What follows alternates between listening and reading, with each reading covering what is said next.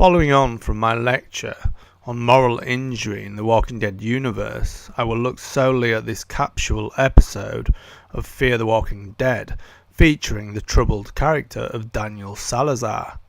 Previously, I suggested Daniel is split between the two selves of the barber and the officer, a split he struggles with throughout this episode. I will take a deeper look at both a closed writer-intended reading of this TV text and an open reading based on the inclusion of the many culturally loaded elements in the narrative.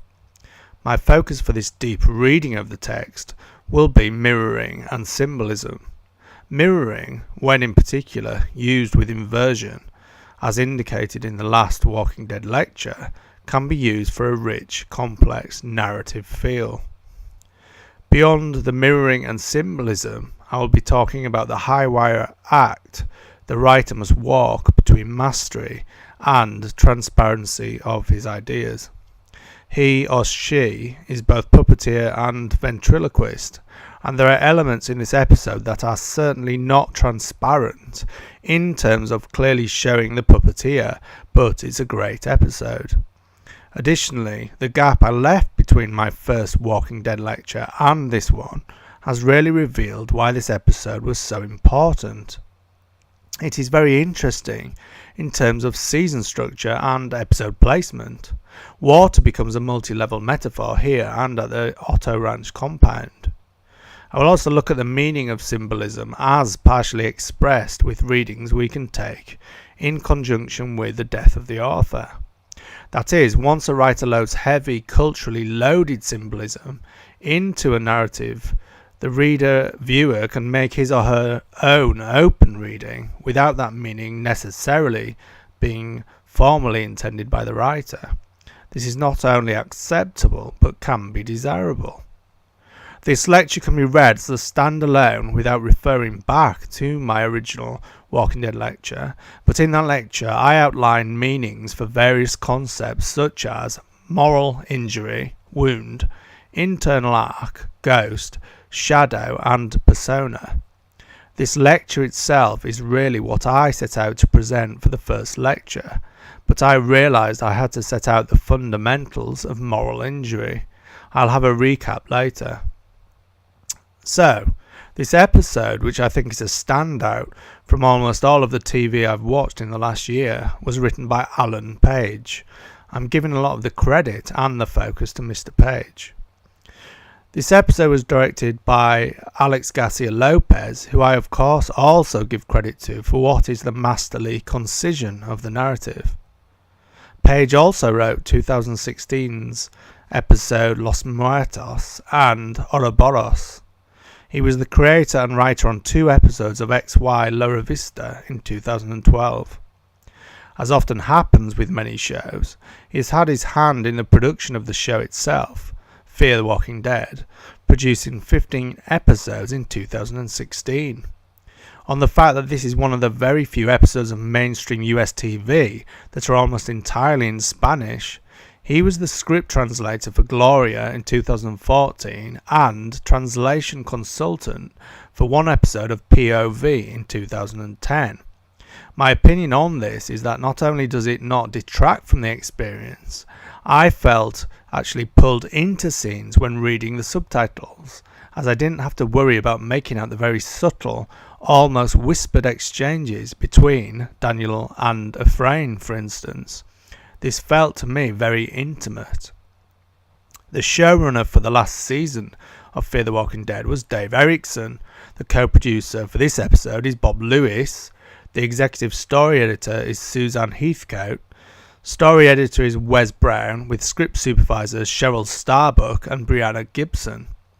We don't have to sit and wonder at the motivations behind this episode, as showrunner Dave Erickson has talked about the thinking behind how it fits into Daniel Salazar's general character arc. The first thing that is interesting is that he was never intending to die, so that was always going to be a big reveal later in the show.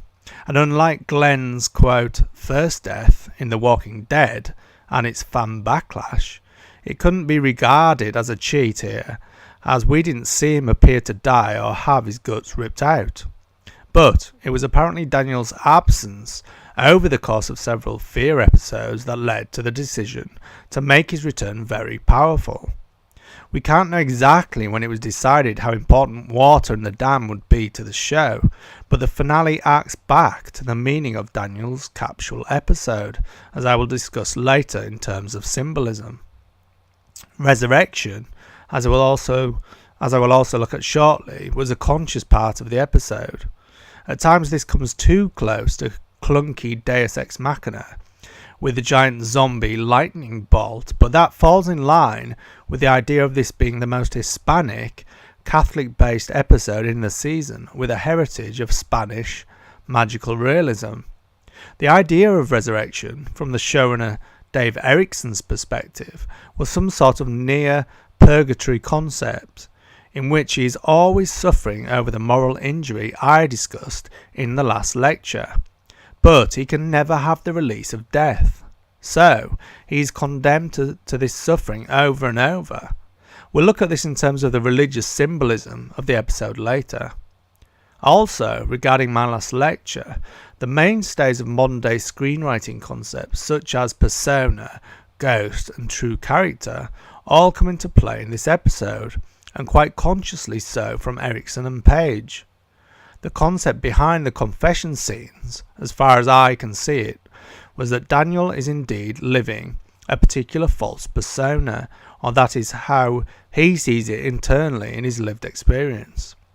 His confession to Ephraim articulates that his own moral injury has been compounded, but also pales in comparison with this new injury of believing he has killed his beloved daughter. As I'll show with some of the dialogue, this tension is here until the point at which he flips and rejects the persona. He becomes the old El Salvadorian Daniel, the sombre Negra self. We then see the tension of the two selves, the officer and the barber, at the moment he freezes in the last minutes of the episode. I will discuss the meaning of Ephraim and Lola to Daniel, and this choice he has between these two new friends and his new employer Dante. The choice is binary. Dante as an echo of his old El Salvadorian identity. His new friend has his potential to overcome that callous side. This split is healed, at least temporarily, by the functional Forgive Me 3-beat, which is itself very religious, and in particular religious from the perspective of Catholicism. Alan Page, interestingly, is, according to Erickson, the only writer who remained from the previous season, so that would seem to play into how this capsule episode stands out in terms of deeper meaning. What have other people said about this episode? Well, I found a key Vanity Fair article which says this capsule episode wasn't boring, and compares the vertiginous pace of fear with the frustrating pace of Walking Dead described in my last lecture. It complains fear hasn't developed its characters to the same extent Walking Dead has, but cites this very episode as a manifestation of the alternative, an intense look at the depth of one character, Daniel. And as you will know from the Walking Dead Season 7 plot breakdown from my last lecture, if you listen to it, I agree that Season 7 failed when it tried something like this capsule episode for Tara, who is not of the same caliber as Daniel, for the purpose of audience engagement. Next, I will break down the general plot and structure of the episode.